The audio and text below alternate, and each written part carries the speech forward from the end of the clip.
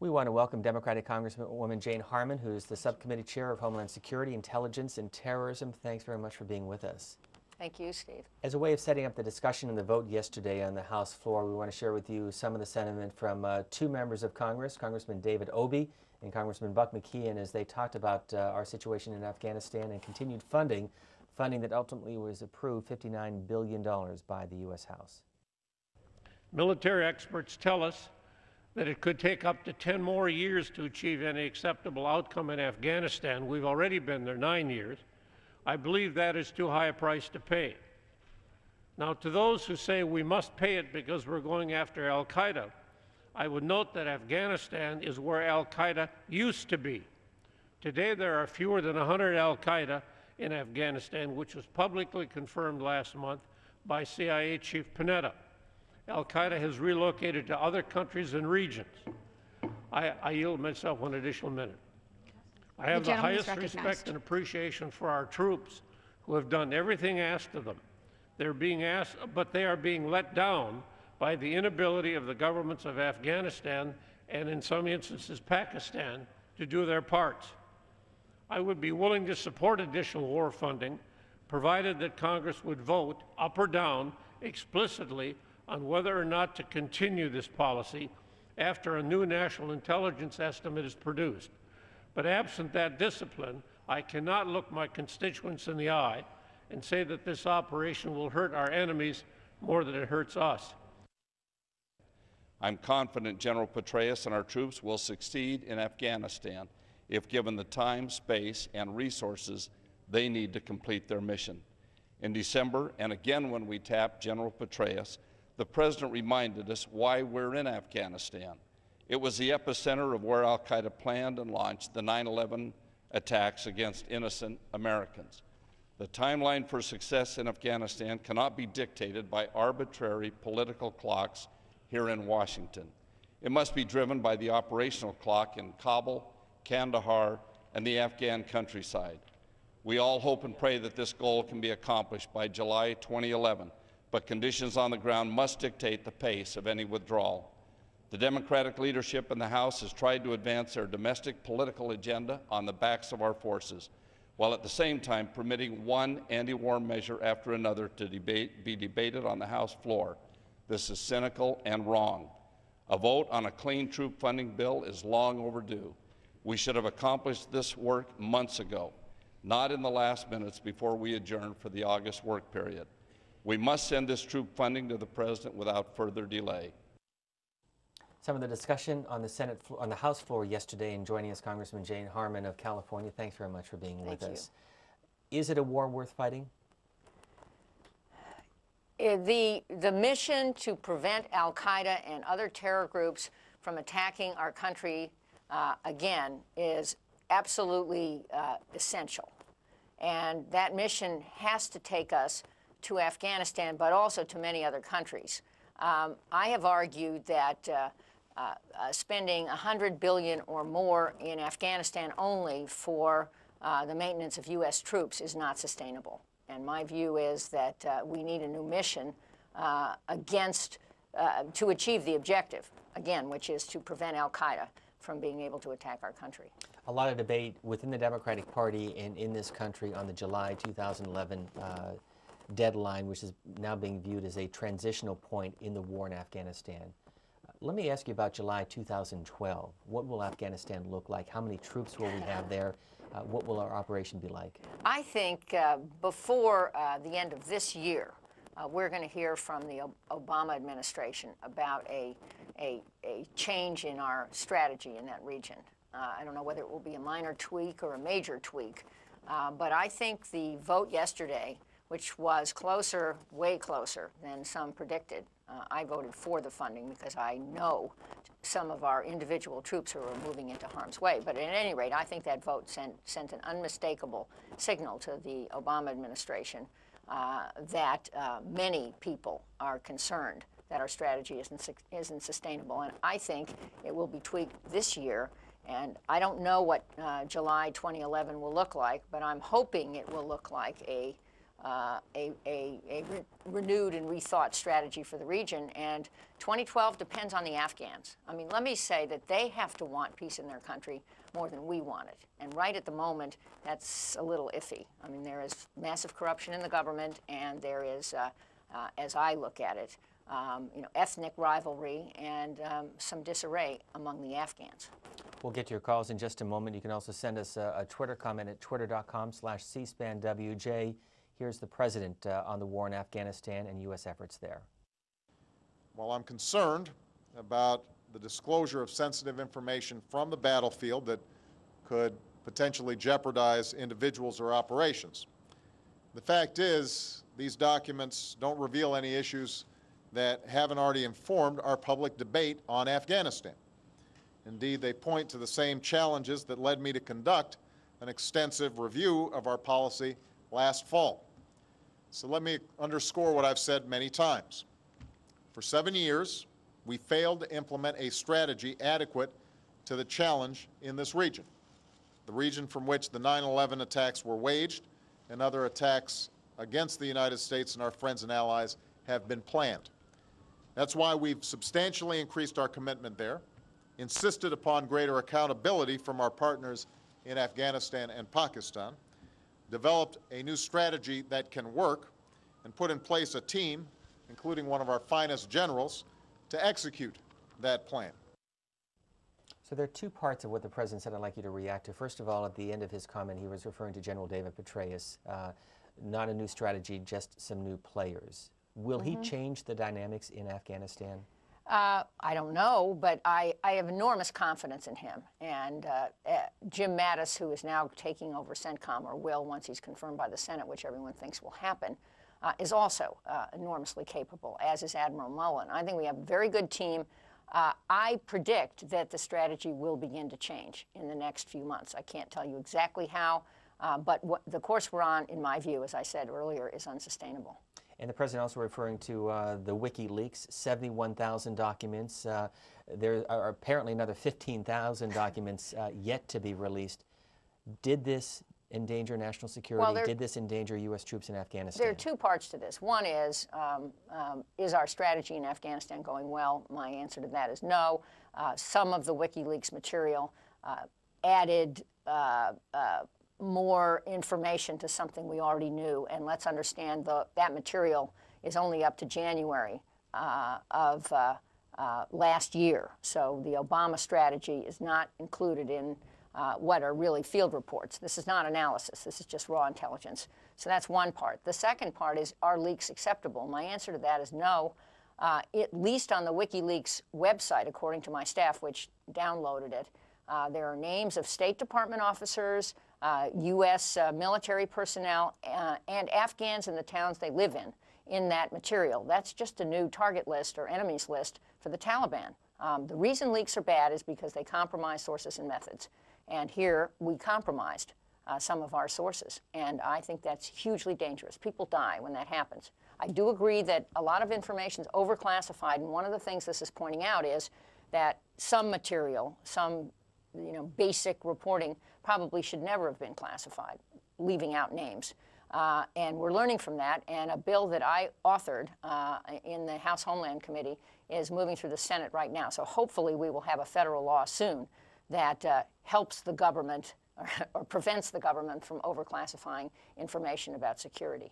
We, of course, have been reading the reaction here in this country to the leaks. What kind of reaction is this getting in Afghanistan, Pakistan, and elsewhere? Well, from reading public sources, the Karzai government apparently thinks there's nothing new here, so they're not upset, and it gives them the opportunity to blame the Pakistanis, because one of the allegations in some of this raw intelligence is that the Pakistani intelligence service continues to collaborate with the Taliban against U.S. interests and Afghanis in Afghanistan. That part is causing us problems in Pakistan. I think the most damaging aspect of all this is that it is straining our relations with Pakistan. I'm not defending everything that Pakistan does, and I know historically the Pakistani intelligence service has played both sides with us. They've helped us and hurt us at the same time.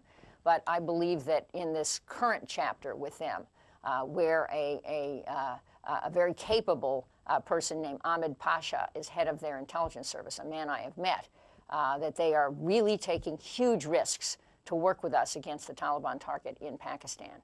And to create estrangement now is a very damaging thing. Let's understand, al-Qaeda lives in Pakistan, not in Afghanistan, as Dave Obey just said from that quote you read, and they have 60 to 100 nukes. Do you trust the Pakistani government? I think the Pakistani government is making a good faith effort to work with us. Do I trust every single person? I don't know every single person, so no. But I believe that the trajectory is very positive, and we need their cooperation to achieve our goals in the region. Our goals are a stable region and to block the inability of al-Qaeda and related groups from attacking us. Let's understand, that's the U.S. objective. Jamie on our Twitter page has the sentiment that many liberal Democrats have been espousing for many years. Congressman Harman, please stop using 9/11 as an excuse for an endless war. There is no meaningful victory, so we should leave. Well, let me explain. I am not for endless war. I never was for endless war. I am not for calling this the war on terror, because terror is a tactic. What I am for is a strategy that stabilizes a region where terror groups not just were, but are training people to attack America and Western interests. And that's what I want to do. I don't think we do it with military force. I've said very clearly that I'm skeptical of the surge in Afghanistan. I don't think expanding our military footprint achieves our objective. But I am certainly for surge diplomacy and development in the region. I think it's in our economic interest as well. Pakistan, for example, could become a large trading partner of the United States. Afghanistan, we have just learned, holds lots of mineral ores and also was historically a breadbasket. So there are lots of opportunities here for good things to happen. I want to come back to Afghanistan and Pakistan, but I want to put Iraq on the table as well. Stephen Myers has a story inside the New York Times. Admiral Mike Mullen, who is in Baghdad this week, and the word that he uses, Stephen Myers, in his piece is that Iraq has a sense of a country adrift. The elections were held in March, still no formal government in place. What's going on? Well, I think that's devastating. I do, and I'm glad that Admiral Mullen just went there to talk about this. I was recently at a conference. There was a major U.S. industrialist there who said, gee, I really want to build a hotel in Baghdad, and I'm going to do it as soon as there's a government. I mean, Iraq's failure to close on that election is preventing some good things from happening. I was just talking about good things. But here's the point. We had a drastically flawed strategy in Iraq. Everybody understands that. I feel very strongly about it. And we had a massive intelligence failure, which led to the actions that were taken in the first place. But putting that aside, or moving on from that, now finally there's an election and no conclusion. And this shows how hard it is to transfer a country to its own governance, even when a counterintelligence strategy succeeds. This is another reason why I'm so skeptical of so-called coin strategy in Afghanistan. If it doesn't work, or it isn't working yet in Iraq, how is it going to work in Afghanistan, where the government problems are even bigger? And added to that is this piece this morning, the Philadelphia Inquirer, the audit, the Pentagon cannot account for $8.7 billion in a fund that has been used or earmarked to try to help rebuild the country. Well, we've done a lot of things wrong, and the taxpayers are noticing. And a lot of money intended for good use, clearly that was, has magically disappeared. We have to do better, especially at a time of exploding debt and deficits and high unemployment in our country. People are right to demand, one, transparency in how our dollars go overseas, but two, a sustainable approach to what we do abroad. And that's why I think we are going to change our strategy in Afghanistan and come up with a broader regional or global strategy against terrorism, a counterterrorism strategy closer to what Vice President Biden was arguing So that's the way going forward. But in hindsight, looking back, if there's one thing in Afghanistan that you could have changed based on what you know now, what would that be? In Afghanistan? In Afghanistan. Well, I think we should have kept our eye on the ball following our action in 2003. Instead, we invaded Iraq, and most of our brain cells and resources moved on to Iraq. In hindsight, Senator Bob Graham, who opposed the action in Iraq, was right. He said this will distract attention from Afghanistan, which is our real target. And to the caller who said, why don't we ever get over 9/11? I don't think we're ever going to get over 9/11. I'd like us to learn the correct lessons, which are not that we should have a military footprint around the world forever, but which are that we live in a world where there are a lot of people who can be taught not to like us, and we have to project our values and win the argument with these people to prove that we are a good global citizen and that we care about human rights and development for everybody in the world.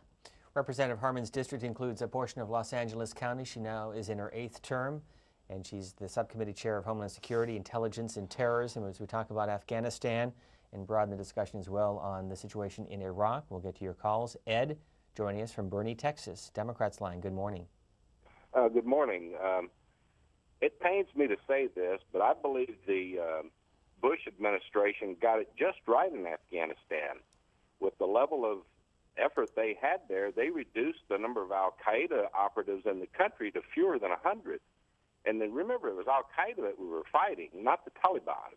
We punished the Taliban for giving them safe haven, and we did that very well by removing them from power. The al-Qaeda hijackers were not trained in Afghanistan. They were trained in the United States. We got it just right in the Bush administration, and we're putting way too much money and killing too many U.S. troops in Afghanistan right now fighting the Taliban. Well, let me say, Ed, I agree with much of what you said, except a couple things. One, Afghanistan was a training ground, but so was Germany, and so is other places. So are other places in the world, like Yemen now, training grounds for terror attacks. So let's understand we can't forever, and an earlier caller got it right, just hang everything on the hijackers had something to do with Afghanistan, and therefore that's our target. The whole world is a potential training ground. So let's start with that. You are right that al-Qaeda is basically not in Afghanistan. It's in Pakistan and North Africa and Iraq and other places. That's correct. But the fear is that if the Taliban takes over Afghanistan, or at least part of Afghanistan, it will invite al-Qaeda back. I don't buy, this doesn't persuade me to think we should surge everything into Afghanistan. As I've said, I think there are more immediate targets to U.S. security in Pakistan, Yemen, Somalia, and elsewhere. So again, I agree with part of what you've said, and I certainly agree that our strategy in Afghanistan is not sustainable. Front page of your hometown newspaper, the LA Times. This headline, that Pakistan's Taliban ties may be key to U.S.-Afghan goals. And one of the point from the story from Alex Rodriguez is that the Pakistani government denying, again, as you said earlier, any ties or any assistance to the Taliban, but the story continues to surface. Well, yes, the story hasn't died, and I don't think, as you asked me whether I absolutely know that there is no Pakistani collaboration with the Taliban. No, I don't know that, and I think at some level, somewhere in Pakistan, there is. And it has taken a huge effort, led by our very capable ambassador there, Ann Patterson, to persuade the Pakistanis to invest more resources, including their human resources, their military and police resources, in going after the Taliban in Pakistan. But they are doing it, and there's a loss of life there for doing it, but they have reclaimed some areas of their own country, like the Swat Valley. I visited there with Ann Patterson recently, from the Taliban. So let me just mention something I didn't mention, Steve, which is why is this? Why are we having so much trouble there? Do they hate Afghanistan? No. They are worried about India, and they believe that if we leave Afghanistan, which they think we will do in the near term, at least leave militarily, that the Indians will come in and take over Afghanistan, and that will surround them and pose a huge security risk to them. I think they are, their fears of India are overblown, and I also think we could work harder, we, the United States, in terms of achieving our interests in the region, to tamp down Pakistan-India tensions. If we did that, we we probably could get farther with our argument that Pakistan should not help the Taliban in Pakistan at all. So there's this from Donna. What exactly is the mission right now in Afghanistan? Well, I think President Obama would answer that by saying his mission is to succeed with a counterintelligence strategy, a coin strategy, which protects the Afghan population and persuades them to lead the fight to defeat the Taliban. I think that's what President Obama would answer. My answer to that is that the odds of that working are so steep, and the U.S. resources that we would have to commit and the time period is so long, that our objective should be some stability there so that the chances of al-Qaeda coming back are minimal. But then our focus has to be much more diffuse across the world to prevent al-Qaeda and other like-minded terror groups from attacking our country. Jessica, good morning to you. Joining us from Minneapolis, Independent Line. You're on with Representative Jane Harman. Yes, good morning. Good morning. With all due respect, Ms. Harman, I'm calling to say that what is it the Democrats don't understand about that the American people do not want our troops there anymore in Iraq and Afghanistan. We could be there for 40 years to try and get Pakistan and that tribal area cleaned out, and still, once we leave, they're going to be back there anyway. And besides, I'd rather have our troops home here protecting us from the al-Qaeda that live in this country right now, because I know they're here. Well, and so therefore, the money should be spent. Americans don't want money spent over there anymore. We've got a huge deficit. We're bankrupting our country, and we want our troops home. We're tired of them being slaughtered down in Why Not Valley and everywhere else. Well, that message is out there, and I appreciate hearing from you. And many of the comments I've made so far this morning, I think, are sympathetic to points you raise. I do not agree, if this is one of the things you said, that we should have the U.S. should not project our presence abroad. I think we should. I think we should project our values. I think we should promote development and opportunity for all the people in the world. I think we should aggressively oppose human rights abuses, and I think from time to time, as necessary, as a partner of NATO and other collective groups, and when we think our interests are threatened, we should project force. But I do agree with you that a mission in Afghanistan particularly, where we keep 100,000 troops there for any long period of time, is not sustainable and not in our long-term interest. Dale, good morning. Republican Line, Richmond, Virginia. You're next. Good morning. Thank you for taking my call. I have always supported the troops, and I'm so grateful for my freedom and prosperity.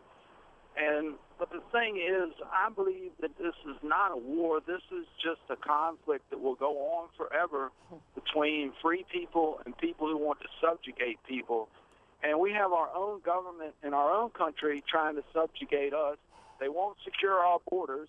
They won't give money to the police, but they've got money to send over all over the world to do all these things. And meanwhile, we're just increasing our debt substantially and out of control, government going wild, and we need to come home and take care of our own and protect our borders and spend our money wisely and stop sending it all over the world. The Middle East is like the wild, wild west times 100, and you will never tame those people and you will never change them. Well, let me say a couple things. First, caller, I'm glad you mentioned our troops. I should have said this much earlier. All of us, I'm sure this is true, every caller and anyone listening to this, watching this show, agrees that our young men and women serving in Afghanistan deserve our highest praise. They are enormously courageous. They are very capable. And they are doing things there at the developmental level, the lowest level, to rebuild schools and other things that I think everybody would think and applaud. You are right that we have a hemorrhaging debt and deficit. I voted for the supplemental yesterday. I did that because, as I mentioned early, I actually know some of these young people who are in harm's way right now as part of the surge, and I could not send a message to them that I'm not going to fully fund their protection. However, when I did that, I said that this is the last war supplemental I ever expect to vote for. The Obama administration has changed the practice, which I applaud. I applaud the change, not the practice, of funding wars as part of so-called emergency spending. That means not on our budget. I want us to fund any wars we're in, and I hope there will be a limited number of wars in our future, only those absolutely necessary. I want us to fund them on budget. That means that we see the cost of those wars and get to compare it against other spending, which we're not doing, for example, to maintain teachers, as the caller pointed out, in our public schools, and the cost against the debt and deficit. So I think we'll be able to make much more responsible decisions as a country, and that includes the people who live in the country, not just the elected leaders, if we see war costs against other costs as part of our regular budget. By the way, the Houston Chronicle has a look at some soldiers from the Texas National Guard, 9 months in Iraq, 4 days to get back home. The dateline is Fort Bliss, Texas. A look at their journey as they return home. The headline is, "Not Home Just Yet." Congressman Harman, there's also this from Beth, who lives here in Washington, D.C. She says Al-Qaeda and the Taliban know that the U.S. is fighting this war on a credit card. That knowledge is more encouraging to them than any anti-war rhetoric anywhere in the world. If this war is vital to U.S. security, then we need to get our heads screwed on right and pay for it. I agree. That's exactly what I just said. Next is Thomas from Toledo, Ohio. Good morning. Yes, good morning. You mentioned the $9.1 billion missing from the Pentagon. I'd like to remind people that the day before 9/11, Rumsfeld got on TV and mentioned that $2.3 trillion were missing. I know nobody's ever explained where that money went, so that's pretty significant. Thanks for the call, Thomas.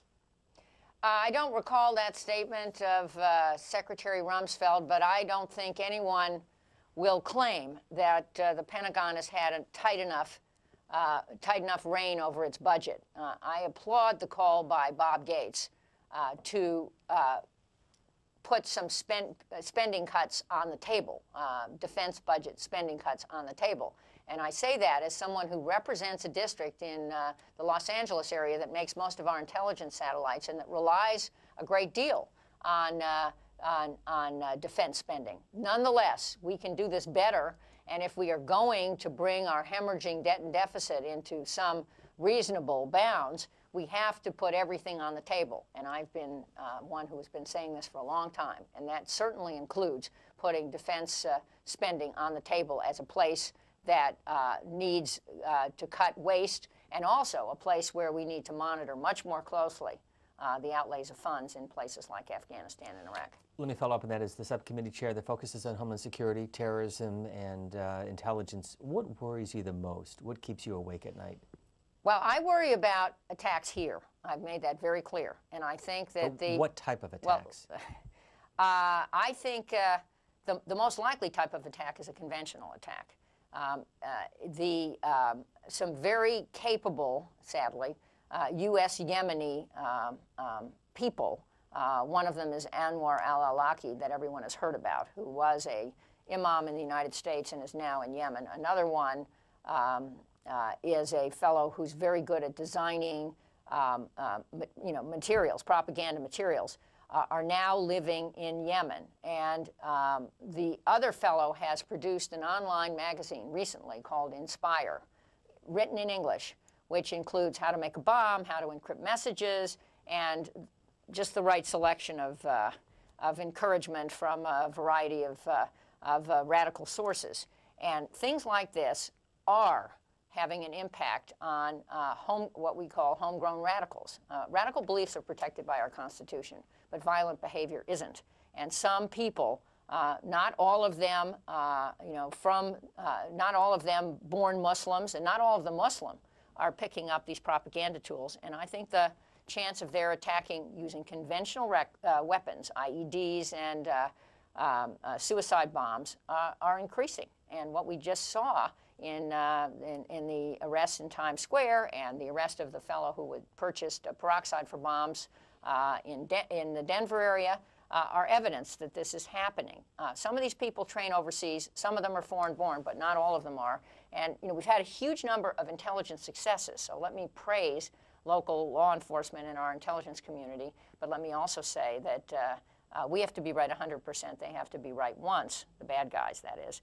And the odds are not, overwhelmingly in our favor. So I worry about a homegrown attack. I also worry about a few people getting into our country from abroad who are well-trained. And so conventional attacks are my biggest fear. I also think, and I wrote an op-ed about this in the Wall Street Journal last week with Senator Susan Collins, that a radiological bomb, a dirty bomb, using materials that are available in the United States in our hospitals and radiology machines, which could, I don't want to explain this too carefully because I don't want anyone to get some new ideas here, but they could create the components for a dirty bomb. And radiological materials won't kill a lot of people instantly, but they can contaminate huge, large areas of our cities. And that's an enormous problem. And I stay up late at night worrying about these things. How often are you briefed on these matters? Quite frequently. I have access to materials when I need them, but I have an in-depth briefing at least once a month by very senior intelligence officials with others in Congress in a classified room in the Capitol. And I take those briefings very seriously, and I protect the information that I'm given. And we have some excellent people advising our country. And again, I want to not only commend our soldiers in harm's way, but our intelligence community, many of whom are also in harm's way, living in so-called unaccompanied posts where their families can't be, and doing jobs that their families don't even know about. We're talking with Representative Jane Harman from California's 34th Congressional District. Dan is joining us, Annapolis. Good morning, Republican line. Yeah, good morning. I just wanted to make one comment to your representative there and really to the nation. I served as a naval officer for 23 years, and I'm currently in the intelligence community. My son is a U.S. Navy SEAL officer who served 3 tours now over in that area. He's currently sitting on the border right in between Afghanistan and Pakistan. Yeah. And my opinion is that what we're doing is playing politics with this war once again. We haven't learned from wars in the past. We're making tremendous mistakes, as Ms. Harman just said. My vote is we ought to pull those young men out of there. I don't believe we ought to be playing politics with their lives. I think this is leading to failure, and I don't respect what our leadership is doing. So thank you very much. Well, Dan, thank you for your service, and thank your son for his service. I get it, how dangerous this situation is, and I don't think we should be playing politics with this. I am a Democrat, you haven't missed this, and I'm stepping up to urge my administration, which I strongly support, to change the strategy and to come up with something that protects our country better. But I do this, as I say, our kids, your kids in particular, and people I actually know are in harm's way now, and that is why I voted to fund this mission, because I will not send a signal to them that I'm turning my back on them. Victor from Gulfport, Mississippi, independent line with Representative Harman. Good morning. Thanks for joining us. Good morning. Thank you very much for the call. You just had a lieutenant commander with his son being in Afghanistan with a SEAL.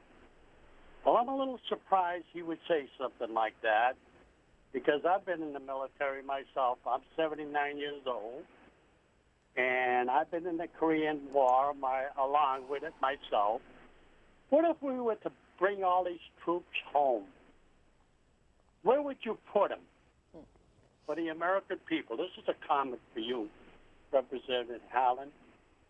Where would you do in the event of what's happening all over the country, all over the world?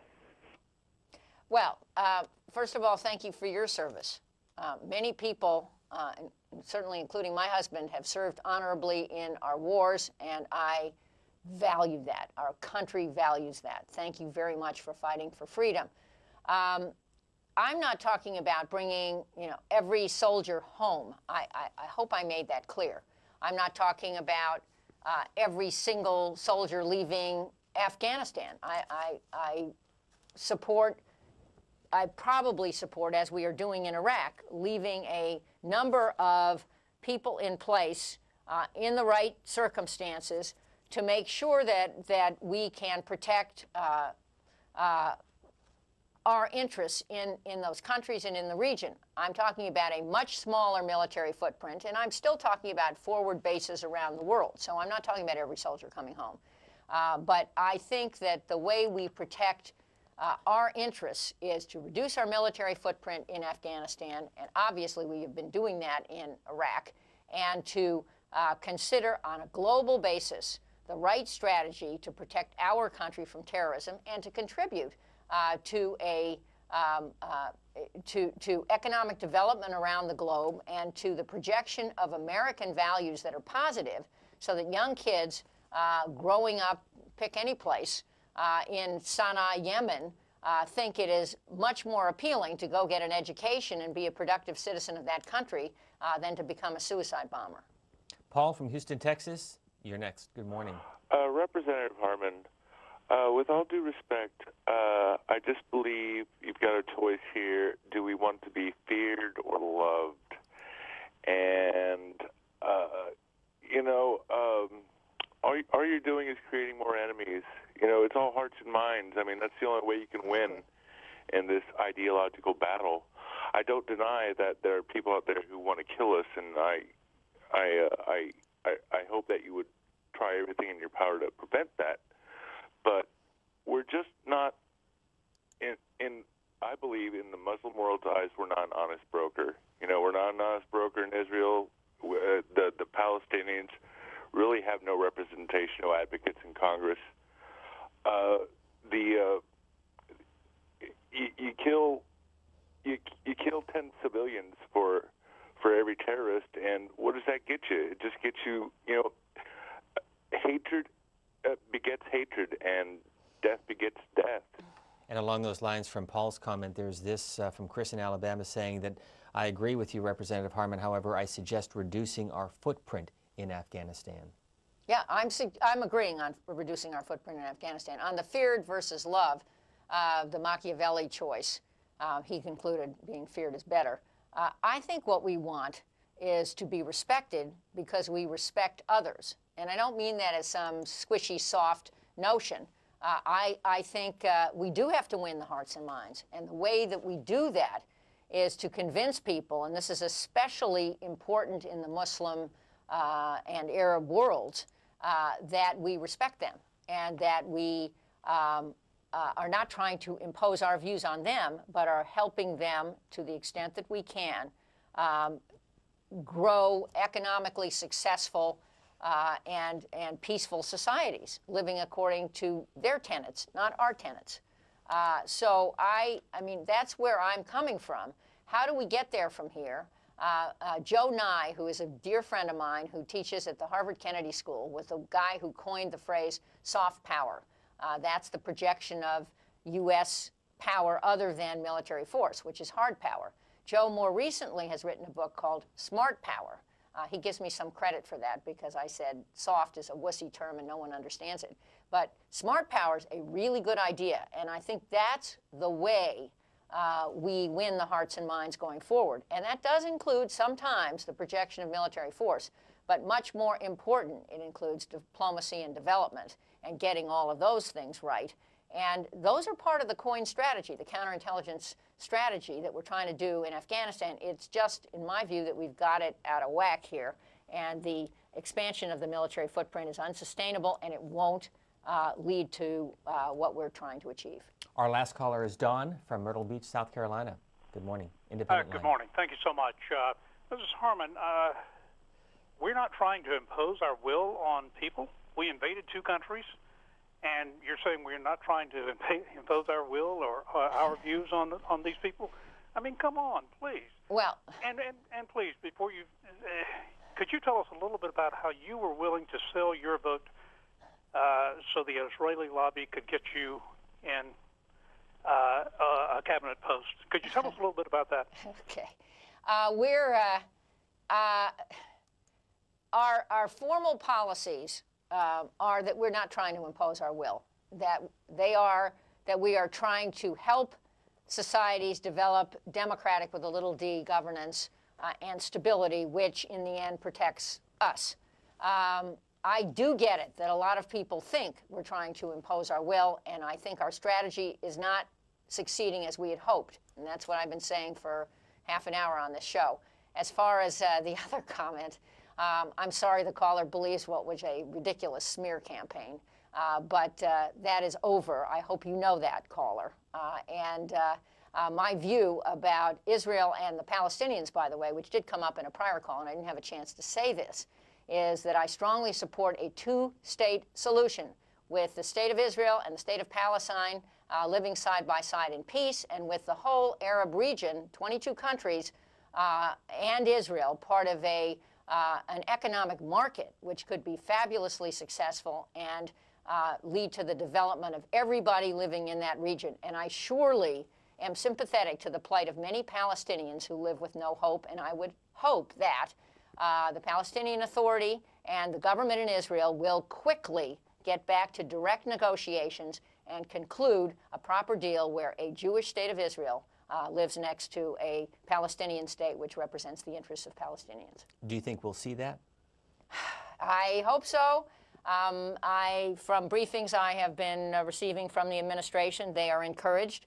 I think progress is extremely slow, and we've missed many, not we, they, the parties who have to come to the deal, have missed many opportunities to move forward. And I think it is a tragedy. I travel to that region all the time, including to the West Bank, and I've actually visited Gaza, and I visit regularly with Palestinian leaders as well as Israeli leaders, and every time I encourage them to move faster. Let me put two domestic issues on the table. In just a moment, we're going to talk more about the so-called Bush tax cuts. You've been speaking out on this issue as well. We do have a $13 trillion debt in this country. Do tax cuts spur economic growth, or do they increase the deficit? Depends what tax cuts. I think we now know, first, that tax cuts cost money. They're not free. Tax cuts mean that we forego the revenue that the taxes would yield. So if we pick any tax, if we eliminate, let's say, the estate tax, which is zero for most people, but only applies to the top, I think 3% or maybe even smaller number of people. If we eliminate the estate tax, which is the current law for this calendar year, we are foregoing billions of dollars of revenue. So let me make that point. In terms of our tax cuts stimulative, they are if the people who pay the lower taxes are going to spend the money. I think what evidence shows is that tax cuts for the middle class are stimulative, and I support maintaining the Bush tax cuts for people earning under, I forget whether it's $200,000 or $250,000.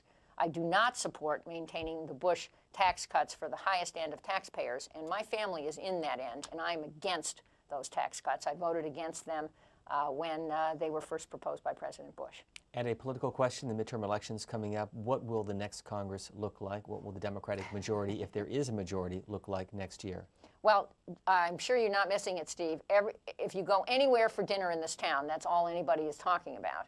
I don't have a magic ball, so I don't know what the answer is. The one part of the answer that I think I know, which is hugely depressing, is that regardless of the outcome, and I predict, but I can't assure this, that the Democrats will maintain control. The margins will be much smaller, and the toxic partisanship will continue. And I think that will be true even if the Republicans, which win the majority in the House, which I don't think they will. The toxic partisanship will continue, and I am just heartbroken by this. I believe in bipartisanship. I represent a very bipartisan district. When in my first 3 terms in Congress, it was a lean Republican district. It no longer is. But I think that the best policy is made on a bipartisan basis, and we are missing huge opportunities to solve the biggest problems, which include finding the right formula or the right stimulus. It doesn't have to be money necessarily, to build new jobs in this country, fixing incompetent governance at many levels, making our government as competent as it can be, projecting our values, and protecting the security of the American people. And those are the things I care about and my constituents care about, and they'll find me every day trying to promote bipartisan solutions to those problems. Representative Jane Harman, who chairs a subcommittee focusing on terrorism, intelligence, and homeland security, Democrat from Southern California. Thanks for joining us. Thank you, Steve. Will you come back again? Of course. Appreciate you taking our viewer calls and our Twitter comments, and we'll get